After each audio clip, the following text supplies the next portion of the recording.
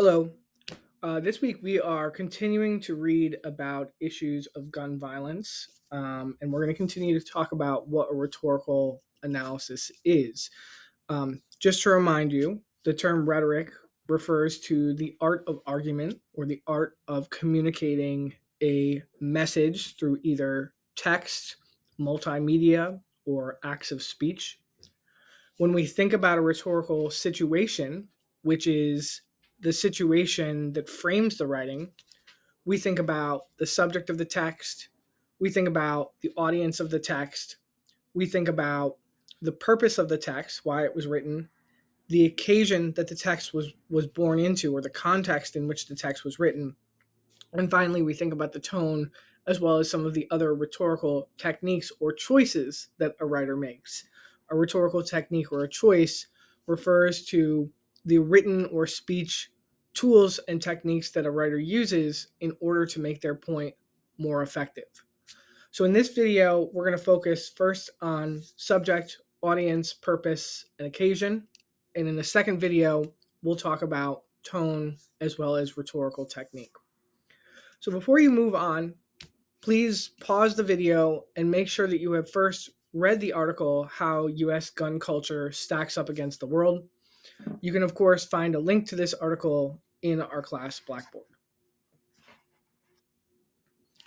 So to begin with, the subject of the text is pretty clear. The subject of the text is talking about gun violence in the United States or gun culture in the United States, and we can actually get that right from the title. The audience of the piece is definitely based in the United States. The writer is writing for people who live in the United States or who are connected to the United States. This is not about other places in the world, although there are details that reference other countries. The audience definitely has at least some college education.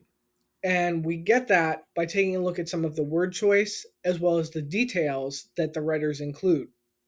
Word choice such as ubiquitous, unscathed, enshrined, sacrosanct.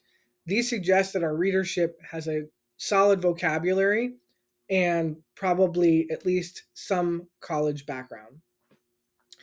The audience is probably a little bit liberal leaning, meaning that the audience is already sympathetic to the idea that gun culture is out of control or that gun violence is an epidemic or is problematic in the United States. We get that sense because we can take a look at the details, and the details are already moving in a direction that assume that the audience has some agreement that these mass shootings or mass violence are problematic. The purpose of the text is twofold.